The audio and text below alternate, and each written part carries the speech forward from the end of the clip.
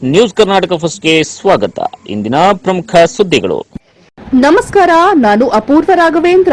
ಈ ದಿನದ ಬೆಂಗಳೂರಿನ ನ್ಯೂಸ್.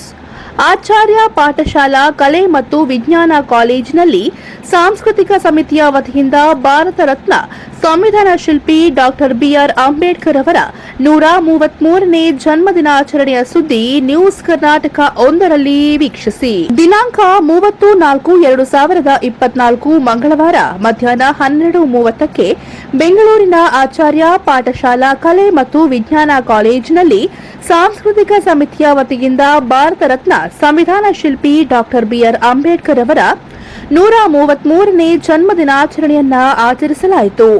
ಕಾರ್ಯಕ್ರಮಕ್ಕೆ ಮುಖ್ಯ ಅತಿಥಿಗಳಾಗಿ ಬೆಂಗಳೂರಿನ ವಿಜಯ ಕಾಲೇಜಿನ ಸಮಾಜಶಾಸ್ತ್ರ ವಿಭಾಗದ ಮುಖ್ಯಸ್ಥರಾದ ಡಾಕ್ಟರ್ ಜಿ ಕೃಷ್ಣಮೂರ್ತಿ ಅವರು ಆಗಮಿಸಿ ಭಾರತದ ಯುವ ಚೇತನ ಡಾಕ್ಟರ್ ಬಿಆರ್ ಅಂಬೇಡ್ಕರ್ ಅವರ ಚಿಂತನೆಗಳಾದ ಶಿಕ್ಷಣ, ಸಂಘಟನೆ, ಹೋರಾಟ ಇವುಗಳು ಸದಾ ನಿತ್ಯ ಹರಿದ್ವರ್ಣದ ಕಾಡುಗಳಂತೆ ವಿದ್ಯಾರ್ಥಿಗಳು ತಮ್ಮ ಜೀವನಕ್ಕೆ ಆದರ್ಶವನ್ನಾಗಿ ಇಟ್ಟುಕೊಂಡು ತಮ್ಮ ಬದುಕನ್ನ ಕಟ್ಟಿಕೊಳ್ಳಬೇಕು ಎಂದು ತಿಳಿಸಿದರು.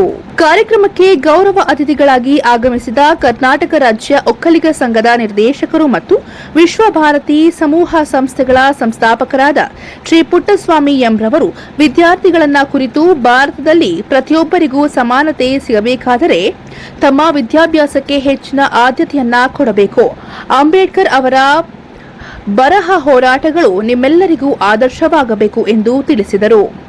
ಕಾರ್ಯಕ್ರಮದ ಅಧ್ಯಕ್ಷತೆಯನ್ನ ವಹಿಸಿದ್ದ ಎಪಿಎಸ್ ಕಲೆ ಮತ್ತು ವಿಜ್ಞಾನ ಕಾಲೇಜಿನ ಪ್ರಾಂಶುಪಾಲರಾದ ಪ್ರೊಫೆಸರ್ ಡಿ ಜಯಶ್ರೀ ಅವರು ಡಾಕ್ಟರ್ ಬಿಆರ್ ಅಂಬೇಡ್ಕರ್ ಅವರ ಜನ್ಮದಿನ ಕೇವಲ ಒಂದು ದಿನಕ್ಕೆ ಸೀಮಿತವಾಗಬಾರದು. ಅವರ ಚಿಂತನೆಗಳು ಮತ್ತು ತತ್ವಗಳು ಯುವಕರಿಗೆಲ್ಲರಿಗೂ ಮಾದರಿಯಾಗಬೇಕು ಎಂದು ಹೇಳಿದರು.